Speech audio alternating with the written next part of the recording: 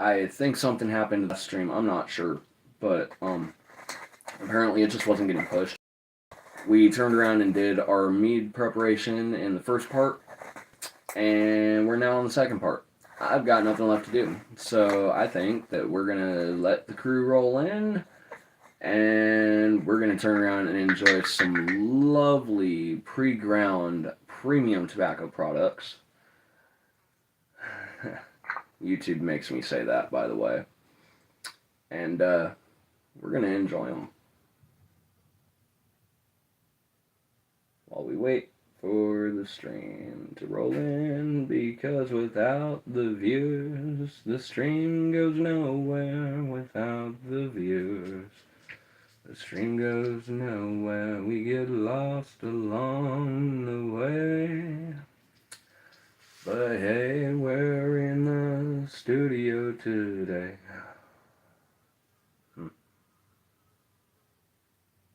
Yeah.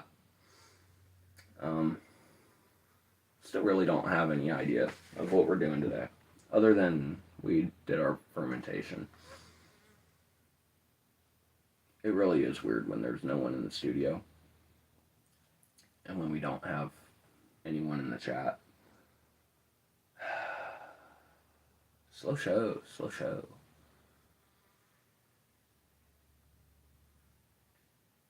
I mean, I could go through the science of next month's batch compared to this month.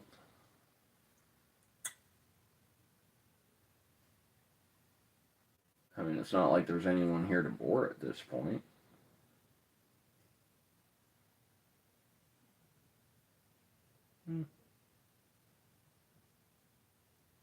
Yeah, screw it. I guess that's what we're going to do. Alright, so we did 2.5 pounds of honey, a gallon of water, 1 pack of D47 yeast, and so far approximately 12.12 grams worth of nutrient. Hey, FA, how's it going?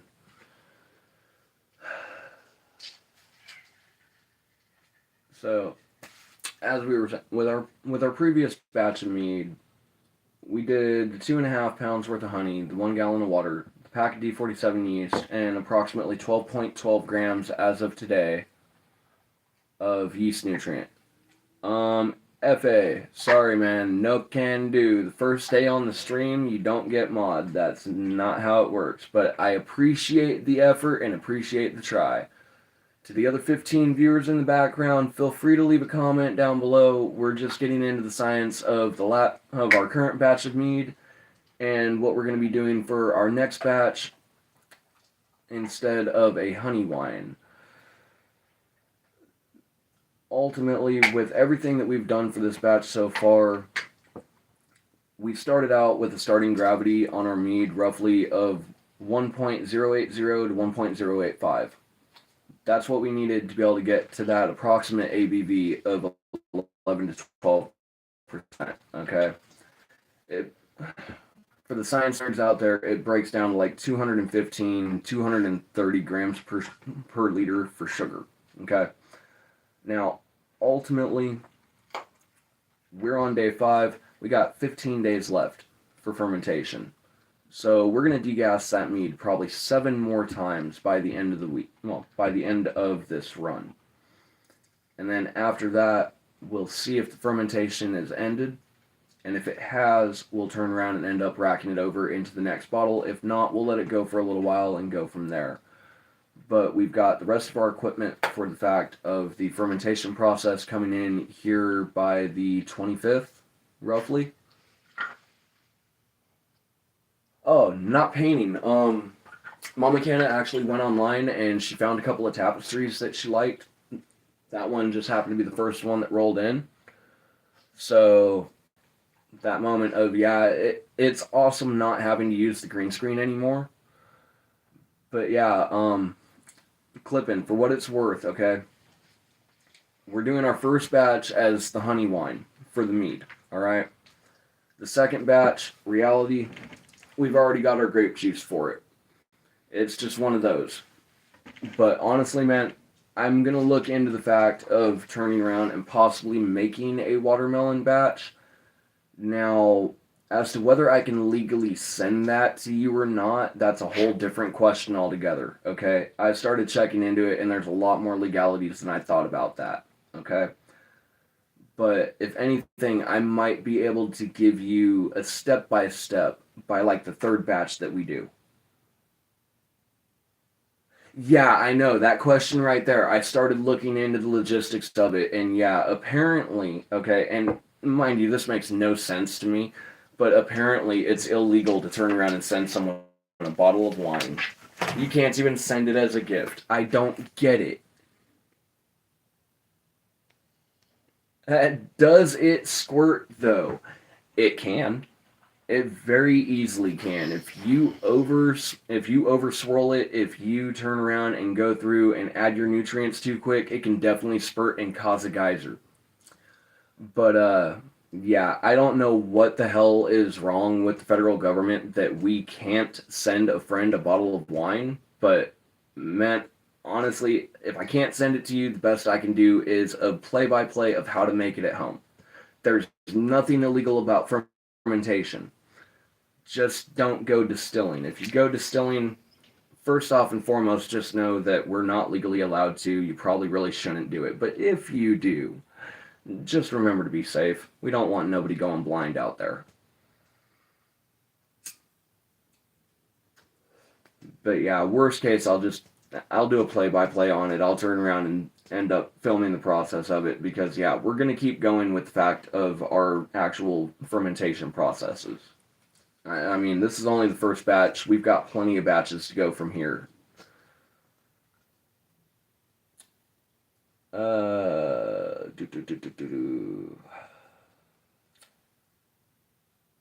Yeah, chat stalled out again. All right, take a hit from the Gandalf. Premium tobacco products.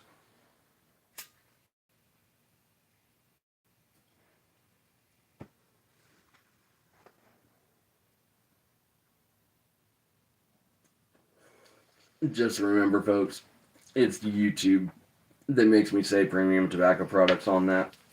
If y'all know, y'all know. But my tobacco products are green.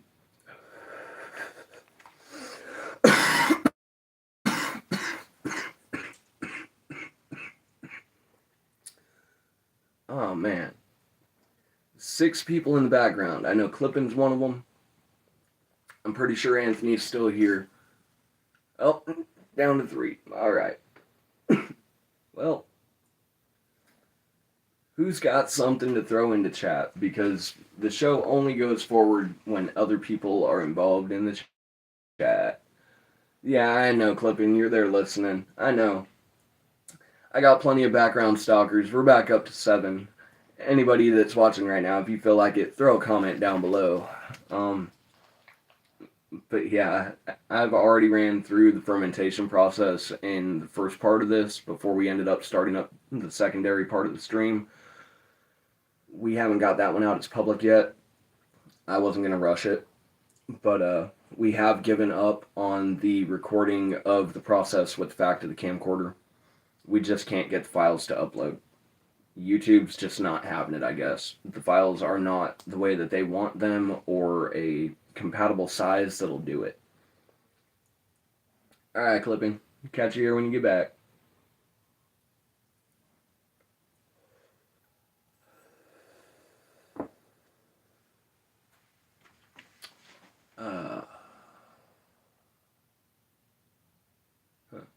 You know, it makes me wonder if the perfect video time for YouTube is 15, 20 minutes on the outside.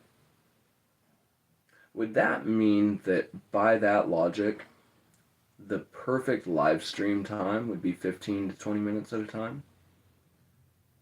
Or would it really be the longer the stream, the better? Because I've had days where I've sat here for 8 hours and got the same amount of viewers as I have in 2-3 hours. and or vice versa. Sat here for 2-3 hours, had the same viewers that I've had for an hour. Okay. It makes you wonder, what is the most effective time frame? I don't know.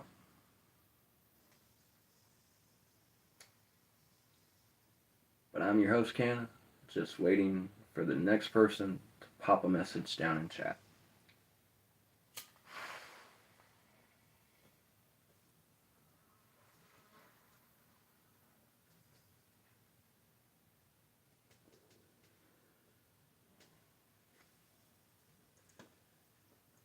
Anthony, man, you had a great joke. If you're still out there, throw another one. I'd really like to see the evolution of them. Hey, Sky, welcome, welcome, welcome. Oh. So, we've got our next batch of wine down. We know what we're doing with it.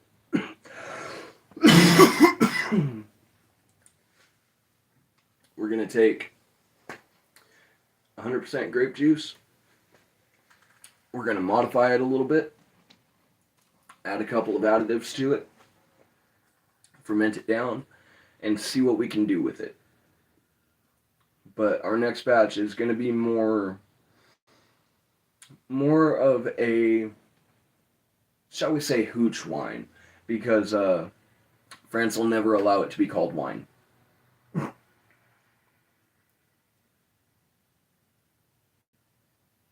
Oh, I know. I had to let them go. I'm sorry.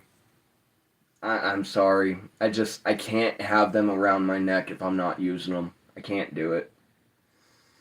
Truth be told, it was nice to have the headset while it lasted, but one of the sides had already blown out for the headphone. The wires somewhere in there has been snapped. I'm really intending on actually replacing them when I get a chance. I just haven't found the right set to replace them with yet. So we will get the headphones back in, but I'm not going to continue on with a busted set. It doesn't do me any favors. Yeah, maybe. But yeah, we got 15 days left worth of fermentation time. At least that we have to actively work with our mead. We've got 7 more degassing runs to go. And or a full 15. It depends on whether you want to degas them daily or every other day. Personally, my schedule, the way timelines run, honestly, I'm not going to think about that bottle every single day. Or at least I don't think I am. So I think I'm probably going to end up degassing it every other day for a total of 7 more degassing runs. However, reality, truth, after those runs are done, you've got to leave the mead and or whatever you're fermenting alone for 10 days minimum. 10-day minimum. Upwards of 2 weeks even. You know, that extra few days, it's not going to hurt nothing. If anything, it might actually help. But you really want to leave it alone for 10 to 14 days to allow for all of that yeast and all of the nutrients and everything else to settle out of it and go to the bottom and allow it to clear up. Okay? From what I saw from that mead when I first got it out today, it looked really, really, really clear. Alright, it was almost as clear as what it should be for a final run. But I know it's not there yet, because fermentation is still actively going. Okay? But it's going to be some beautiful honey wine when it is finished. From what I've been able to tell by the flavors of the honey at the start, and with what I know from the kit, from what they've stated, for which everything so far that they stated is working out beautifully. Okay, Craft Brew, I give you credit where credit is due. You know how to make a mead process that anybody can follow. And truth be told, your videos, which mind you, they do have a YouTube channel. Okay? They have they have everything that you need to be able to turn around and start fermenting at home for your own wines and beers. But ultimately, if I have to give my day 5 impression of this kit and the company and everything that happens with it, I don't think that you I don't think anyone could choose a simpler set to start with. Okay? And that's really hard for me to say because I know that Golden Hive Mead, who's also on YouTube, has a kit that he sells.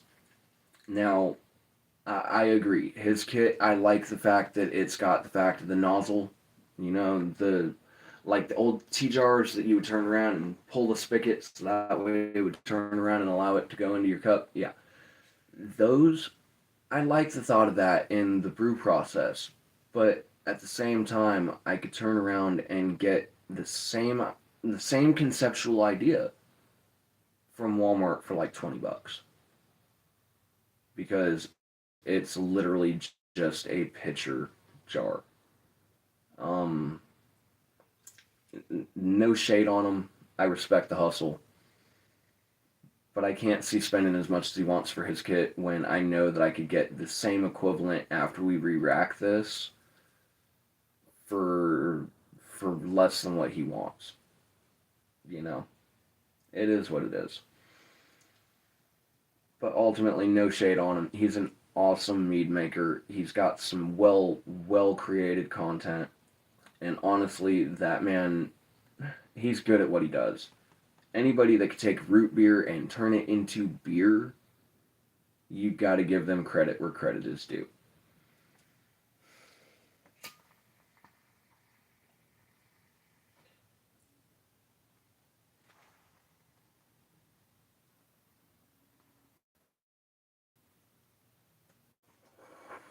However,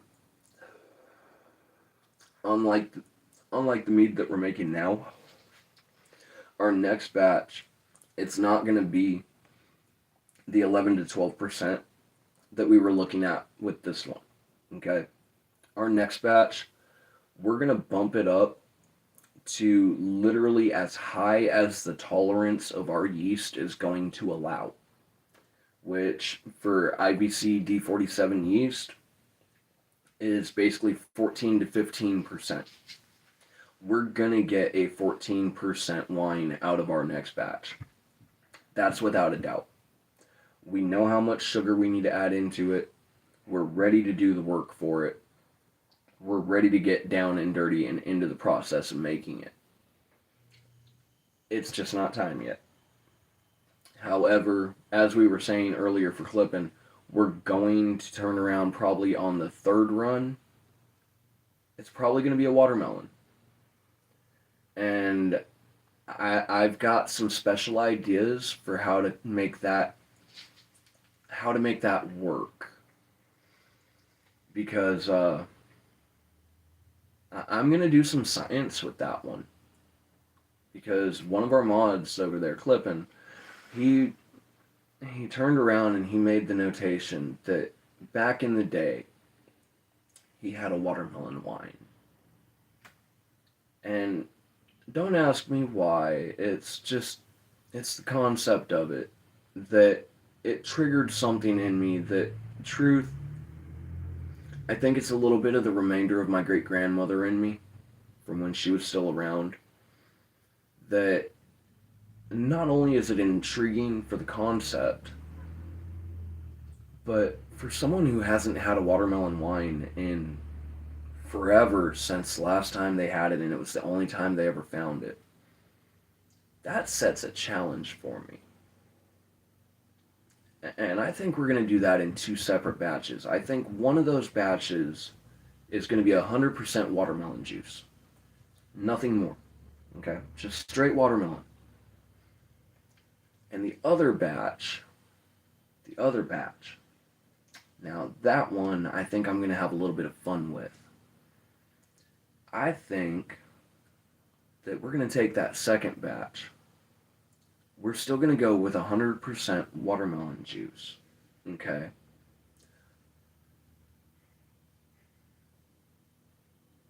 Hey, lovely. Welcome, welcome, welcome. Yeah, I know. YouTube has been really wonky with the notifications lately. I don't know what's going on with it. I've turned around and caught so much from every single angle that YouTube is just breaking up altogether. So it is what it is. Yeah, exactly. I love watermelon too. And the minute that I heard him say watermelon wine, okay, I don't know, like I said, I don't know what triggered in me, but I swear it's got to be that leftover of my great grandmother in me. Because my great grandmother, she made and or she has had the family recipe for rhubarb wine. She was one of those that loved the intrinsic, the fruity, the desserty, the sweet wines. So I think it might just be that little bit of her inside of me that wants to turn around and go that direction. But like I said, on that first batch, straight 100% just pure watermelon juice. Nothing more unless it's like citric or ascorbic, those things we can have in it. It's not going to hurt anything. But I think on the second batch, I want to take watermelon agua fresca, okay, instead of sugar. I don't care how much I have to add. I think I want to take watermelon agua fresca instead of sugar for the mixes in the green bags that you get from the grocery store and use that as either the majority of or all of the sugar content for the 3 cups worth that we're going to have to throw in there. Because honestly, I've got that approximation that we're probably looking at like 3 cups.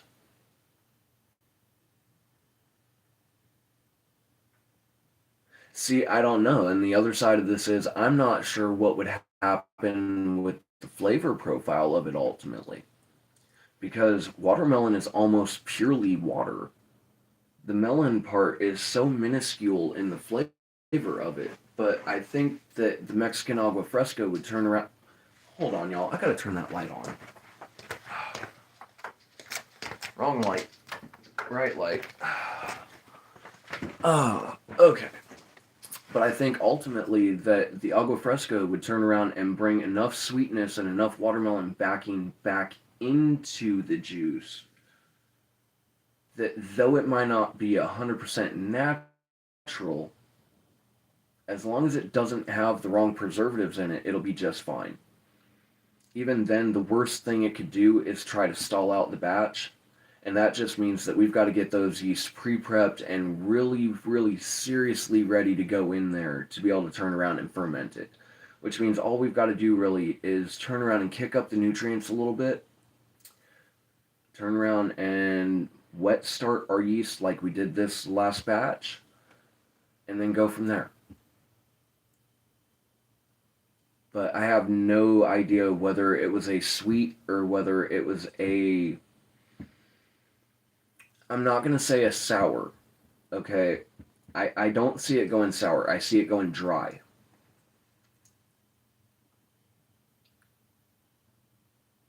Three to 5 days fermentation for sweeter side. Anything longer than that, it'll start going in the sour spectrum. Not 100% true. Not 100% true. Believe it or not, the sweetness that you're tasting in that, no matter what wine it is, most of those have been back sweetened after the fact of fermentation.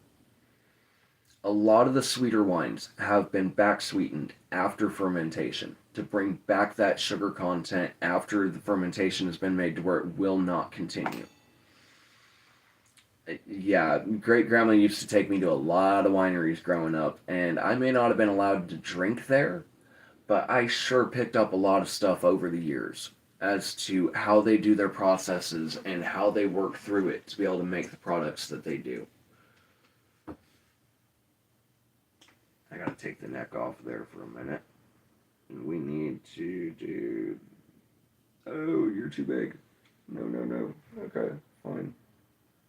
Fine, fine, fine. We'll just do it this way. Top layer off, thank you. Crack you and make you a little bit more airworthy. Bring back up the bottom.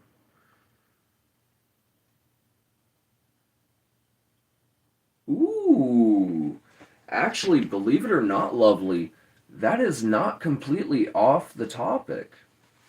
Because believe it or not, the entire thing making this mead happen is the fact of D47 yeast. Now, D47 may be a wine yeast, but believe it or not, you can also use bread yeast in a pinch to make your mead. Little known fact, or majority known fact, depending on which circles you run around in. But yes, I love sourdough. It is delicious. Yes, there is nothing better than a good sourdough. And when I say good sourdough, I mean somebody who knows sourdough and knows how to keep that starter from going too far over the end. Because there is that point where sourdough, as good as it is, it's just too sour. But yeah, a good sourdough, I can't deny a good sourdough.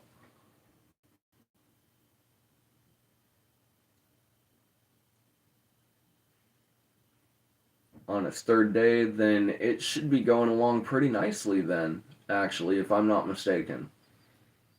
It should be nice and bubbly and happy right about now.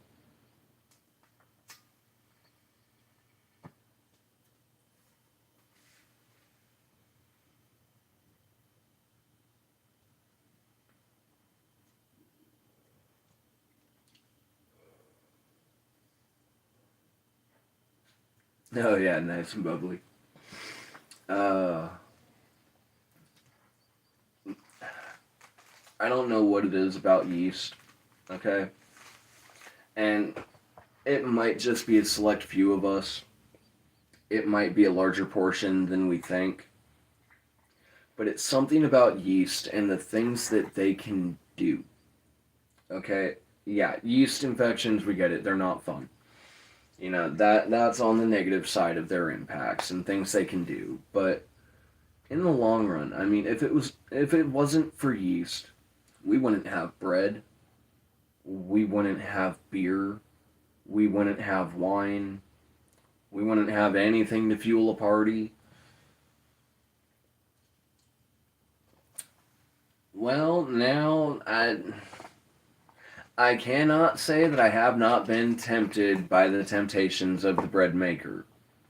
But truth be told, I still prefer to get my hands in there and get them dirty. Yeah, good and bad yeast, exactly. Because reality's sake is, I mean, there are so many different types of yeast. Even in the winemaking spectrum, there are so many types of yeast. I mean, part of me really wants to turn around when I make that watermelon. Part of me wants to turn around actually and go get fresh watermelon, throw it in, and make it a melomel. Okay, but to do that, I'm going to have to get a specific type of yeast, and that's not on my actual list of things that I have at the moment to be able to do it. So, I'm not sure how we're going to do this yet, but I know that if we're going to do a base of a wine for clipping, we got to do it and do it right. Technically, his batch is probably going to be the third batch out of the studio. And legally, I cannot sell anything that I'm making. And come to find out today, legally, I cannot ship anything that I am making to anyone. And trust and believe, I don't like it. I think that somebody should be able to gift a bottle of wine to a friend if they want to, and turn around and send it to them if they're over the age of 21. But I don't have the power to fight that to be able to turn around and get it there and get it past securities and down the list, because ultimately to get it any long distance, it's going to go through the air, it's going to get scanned, it's going to get flagged. I don't want to get in trouble, and I don't want anybody else to get in trouble over the fact of a fermented batch of wine. It's not worth it.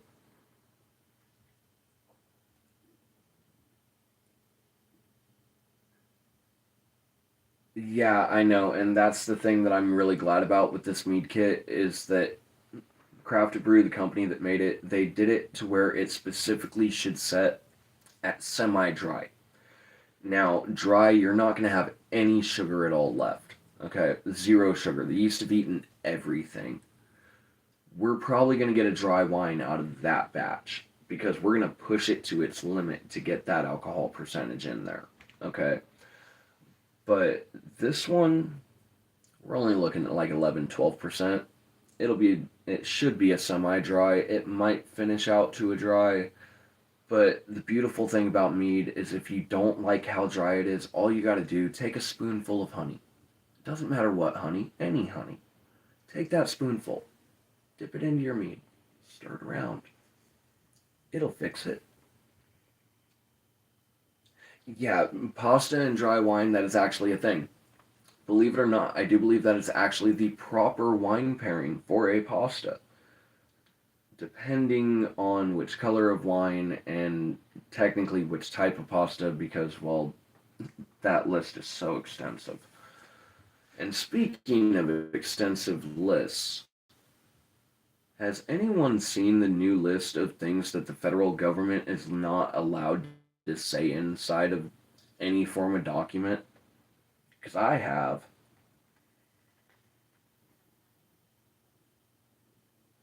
Pasta, yum. Yes. But yeah, ultimately, for those that know the science of it, okay, our second batch that we're going to do, I'm not going to get into for the nitty gritty for it. I've posted the behind the scenes on Discord in Teddy's, and I do believe over in Brittany's. But inevitably enough, what I can give you is the stats for this brew, for this fermentation. We've got 2.5 pounds of honey, 40 ounces. We got a gallon of water basically, minus the fact of the water displacement for the honey. We got a pack of D47 yeast, and we got about 12.12 grams worth of yeast nutrient into it at this point. If, for what it's worth, my presumption is correct, and I'm pretty sure it is, and I would love to turn around and leave a message on one of Craft Brew's videos at some point and ask them, but if my belief is correct, that 2.5 pounds worth of honey at 40 ounces should have brought it up to about a 1.08, upwards of a 1.085. That would land it in the 11 to 12% range. But ultimately, if we want to kick that up to like 14%, we're going to have to bump that up a little bit. And by a little bit, I mean a lot. Because we're only talking 1.08, 1.085 for an 11 to 12%. It takes 1.105 to 1.110 starting gravity to make a 14% wine. Now, granted, that primary fermentation on that is going to be done in about 1 to 2 weeks. Okay? And in my opinion, that amazes me that at 14% that it's done in a week or two. But the secondary time to be able to clear and dry, that takes a little bit longer. That takes anywhere from weeks, upwards of months, upwards of years to complete. So you got to make sure that if you're going to store it, that you store it in the proper conditions. Also, let's get real, yeast are very temperamental when it comes to the fact of their conditions. These yeast, they do not like anything below 55 and above 77. We have been lucky so far that these temps for these yeast for this fermentation have been going the way that they've been, because we're somewhere between 72 and 64 basically inside of that fermentation cabinet at any point in time.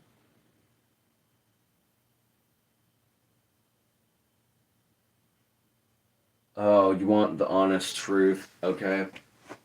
And mind you, I know the trouble that I can get myself in with YouTube as an entity. I didn't want Trump in the UK, and I'm an American citizen, but I didn't want him there. I mean, come on. ultimately, the man. Give me a second. I gotta get that light out of my eyes and get my brain combobulated because this might just turn into a speech of a rant because I have some things to say about that trip.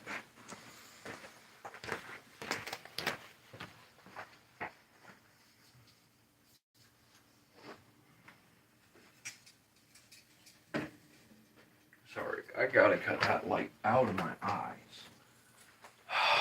Okay. Oh, much better. Not being blinded at this point. But alright, let's get real. Me as an American citizen, I did not want Trump in the UK. I don't want Trump going anywhere outside of the US. And I have my own reasons for that. I don't trust him. I don't trust his lying. I don't trust the scheming. I don't trust that he has the best interest of this country in mind.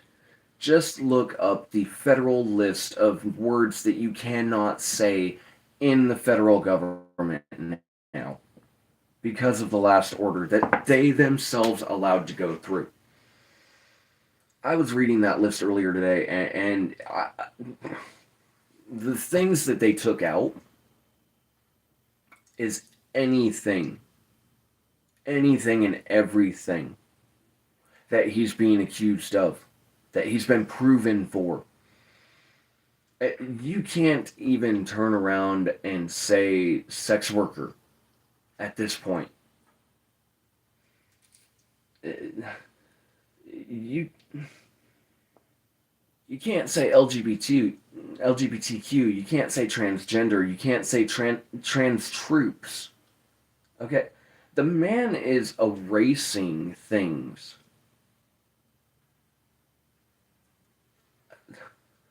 I may be an American, and I may love my country, but I don't trust our leader.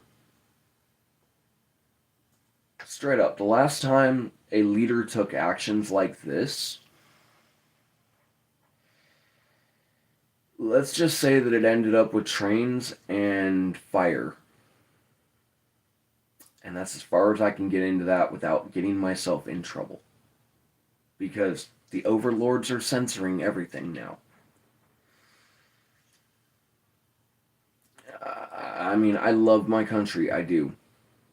But I do not trust the people that are running it right now. I do not believe that they have the best interest of the people at heart. I believe that they are ran by nothing more than politics, money, and greed. Which, truth, that's what most politicians are ran by, and the honest ones, they usually don't live very long. I believe that he is trying to change history to make it something that it wasn't. I believe that he's trying to make things disappear to where they can never be spoken of. I believe that this new list of words that the federal government cannot say because of certain things that are involved with it is simply a way to try to shut down the investigation that is currently going on with him because they can't say these words in their documents. They have to work around it. They've been censored. Let me repeat that. Our own Congress, Senate, and judicial branches, as well as military branches, are now censored due to the commander-in-chief.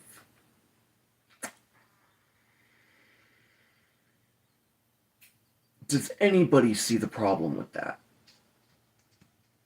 Does anybody see where it's going? I'm not a doomsayer. I never have been. But people really need to be prepared for what's coming. When all the shit hits the fan and the barter system comes back into play, okay, skills like fermenting, like what I'm going through right now and actually teaching myself fully to do for the first time solo. It doesn't mean that I haven't been part of the fermentation process before. It's just this is my first time doing it solo. These are necessary skills. People have to know how to do these things. Because eventually our system that we so rely on is going to crumble. I'm not saying it to try to scare anyone. I'm not trying to do it to scare anyone away. But it's going to crumble. Are you prepared? I know I'm trying to be. Oh, the Prime Minister's always under fire. Come on. Every single Prime Minister y'all have ever had, if you really look back on it in history, most of them have been under fire the entire time that they've been in office. Because everybody has something to say. It's just like, I know I have my opinion about how our government's running, but I know my opinion means jack squat, or at least to a degree it should. But I know that we have literally a child running our freaking country right now. And I don't say that lightly. The man is a child. He is a man-child. He does not know how to act in a proper setting. In my opinion, he disrespected the king fully and entirely. He disrespected Charles all the way through and through. Any of our leaders that we've had before that man would have shown Charles the respect that he deserved as the leader of the meeting that was in progress. I don't care if Trump is on that soil. Charles is in charge of that meeting. Charles should have been the first one to walk down. Not Trump. Trump should have never been in front of that man.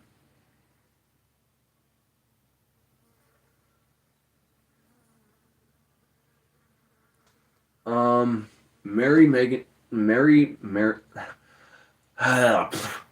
Megan married the prince because the prince chose love over his family ties. He was literally nixed out of the line for the throne because he chose Megan. Okay?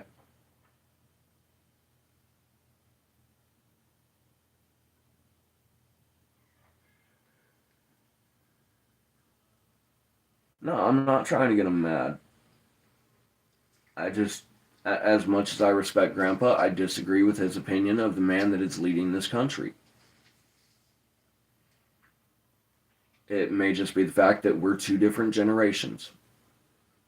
I respect him for what he did to turn around and give us the ability to have the free speech that is currently being censored in this country by the same man that he is protecting.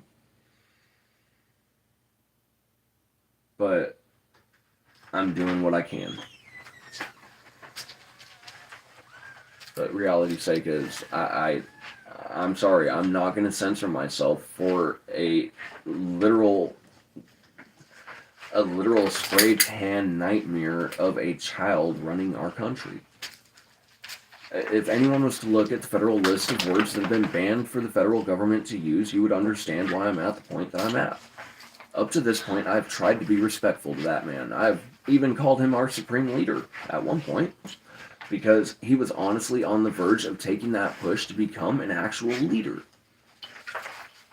But I feel like he has gone so far backwards on everything that he has done, and it's turning into nothing more than personal gain for him, and that's not what that office is meant for.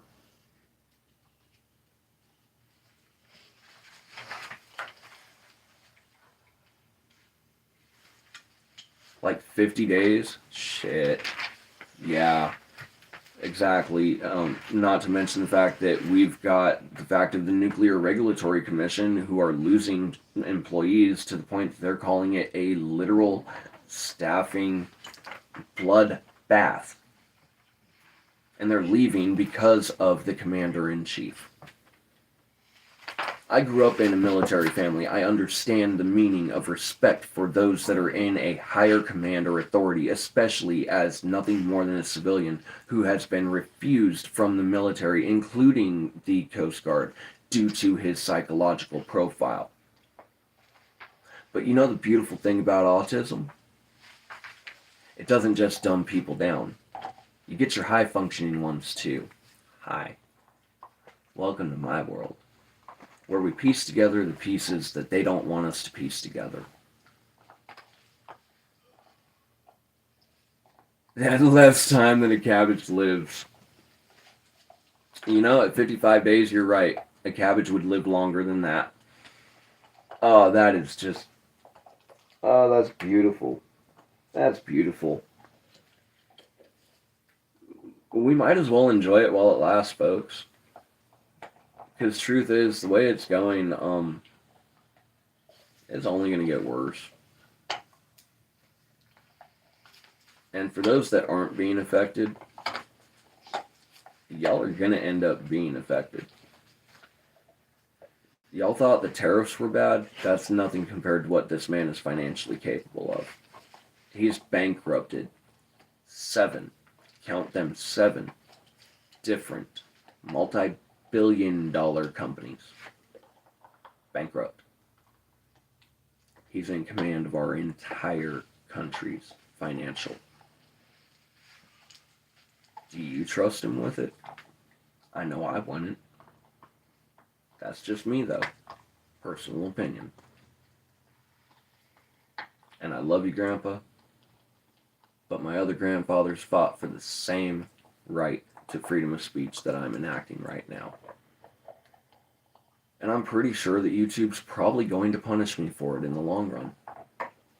I'm sure that they're probably going to turn around and try to censor it. If they don't, it would surprise me. Because even a term as simple as diversity is no longer allowed in federal conduct or paperwork. They're not allowed to use the word diversity. They're not allowed to use the word diverse. Diverse populations, population diversity, they're not allowed to use those either.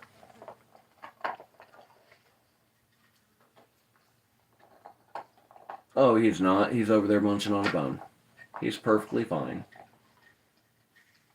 But yeah, like I said, I went through that list of words that they banned earlier, and I can't support it. You cannot ban a word. That man is overreaching his level of authority so far.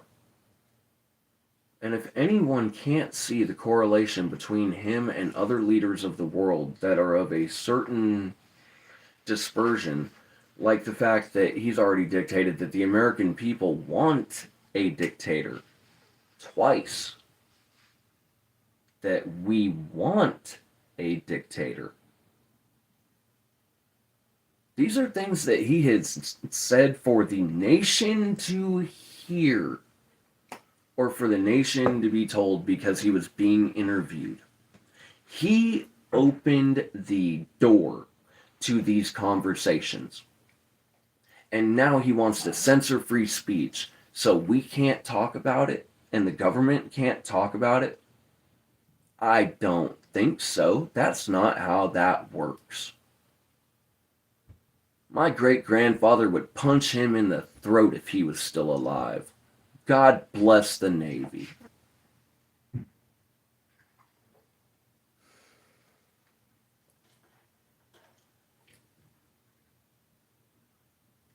Oh, don't you know it's a privilege? Yes, because Megan popped up. And Megan popped in. You're good.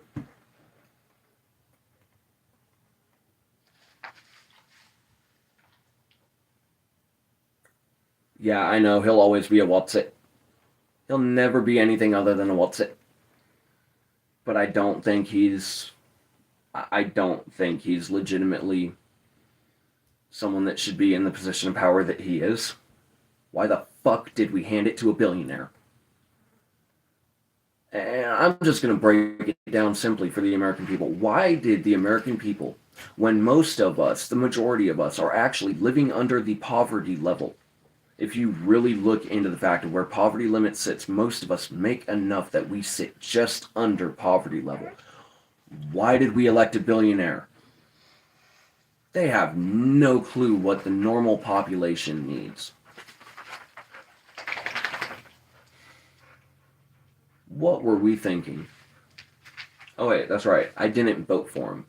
Hence why I have the right to bitch about it. Because I didn't put him in that office.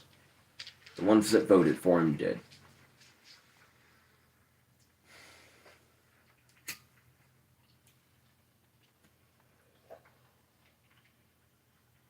Oh, Titus is already having a fucking rampage for the same damn thing. Trust and believe, I wasn't trying to have a fucking competition of who could out-stupid the president for this fucking list. But Titus is already on a rampage for the same fucking reasons. It's because of him that I looked up the list. And the list is fucking extensive and long, and there's no fucking reasonable way that any fucking court should have allowed that fucking thing to go through. What the fuck was our judicial system thinking? Oh wait, they weren't. They were worried about the repercussions of what he would do to them if they said no. That sounds like a lot of other famous people in history, or shall we say infamous.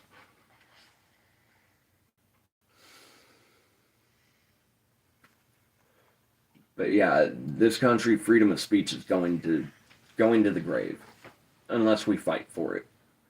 And whether anyone likes what I have to say or not, freedom of speech.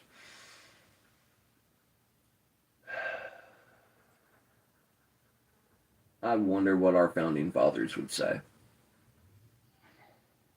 I really do. Bring them back just for a few hours and put them in the middle of the White House. What would they say? Would they agree with where this country's gotten to? I don't think so.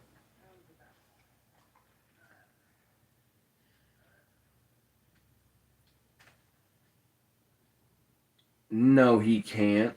He doesn't have $32 trillion.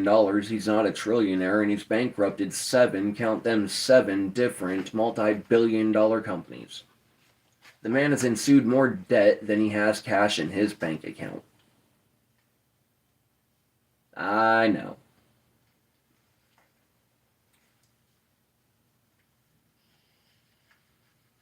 Oh, don't you know that's the way that they've turned around and made it? Welcome to social manipulation. Welcome to intentional social divide. As long as we're fighting with each other over something as stupid as skin color, they can keep bankrolling what they're bankrolling and doing what they're doing and keep taking over the country and causing it to be an autocracy, which, by the way, people, just a little history lesson for those that forgot about this in like middle school. The founding fathers dictated that the government is to be ran by the people. We pay their bankroll. We pay their payroll. We are the ones funding them. They work for the American people, not the other way around. And right now, it's the other way around. We're working for them to pay off a debt that they made. While we're being worked to the bone, our voices are being silenced. And those that do speak out are getting belittled, berated, and badgered for even opening their mouth to it. Because the supreme leader is so grand. I'm sorry, I will not bow my knee to someone with a spray tan that could be considered a cartoon orange.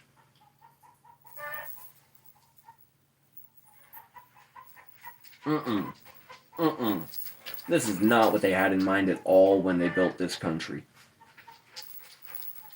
Not at all. If they saw this country for what it is today, I'm pretty sure that they would turn around and ensue a very quick repercussion to the actions for which have been taken over the years. And that's as far as I'm going to get into that for general safety concern reasons, because the last thing I would want to do is be claimed as inciting. Yeah, the annoying orange, thank you. I was trying to remember the name of the show and I just couldn't remember it, but his skin color makes me remember it to an extent. And I'm not racist, but that man has a horrible spray tan. He's really got to change where he's going for that. He probably actually turns around and puts it on himself. It's just like, I know that if quote unquote Elizabeth were still around, she wouldn't have accepted Melania into the palace, not showing her midriff the way she was. She would have demanded more respectful clothing than that which was worn.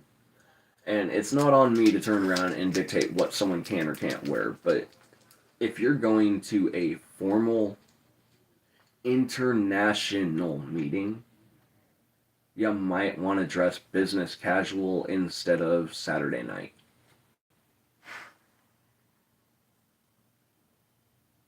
They make more in a month than we see in a year.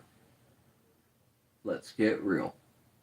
They make more in a month than we see in a year. And in the long run, Carlin was right.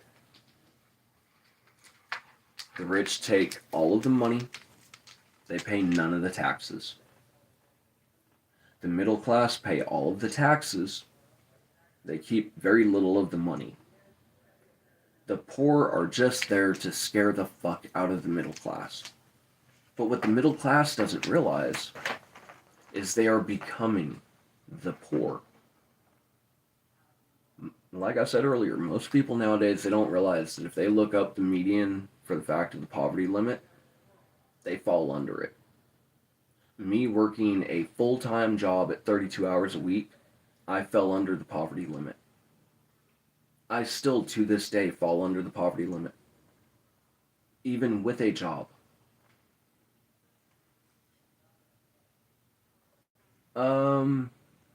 Decently doing good.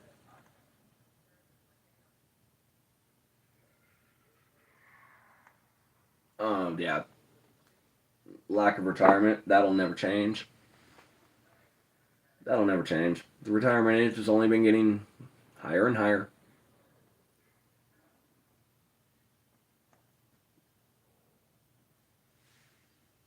But yeah, I know not. I know not.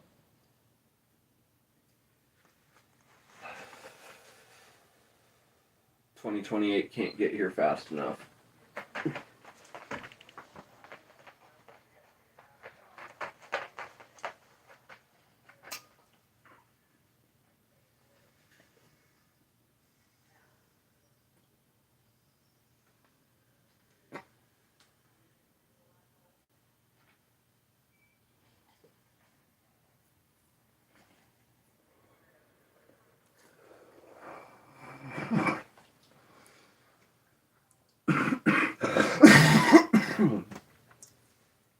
But with that, folks, we are hitting our 1 hour mark.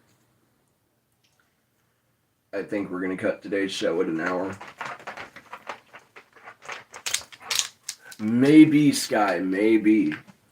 And or it might be tomorrow, because we all do the same thing every night. We plan to take over the world. Because Pinky and the Brain taught us well. Yes, they did. Hi, Blitzo. Hello, troublemaking dog. How are you? Come on. You can't get in my lap. There's not enough room between the table and the chair anyway. So please. Alright. Give me 1 minute. 1 minute of film time. That's all I need, kid. Hey, Sissy. Welcome, welcome. I'm so sorry to say it. You're just catching the end of part 2. I might come back on later tonight and do a part 3. We'll see. But, for the time being, I've got a very, very antsy doggo that needs to go out and go potty. So, I'll catch y'all here in a little while. Whether it be later tonight or later on, as in tomorrow or so forth. But I'll catch y'all here in a little while, and we'll return here at the studio. Night all. At least for now. Nice chatting, lovely. Catch you here in a little while.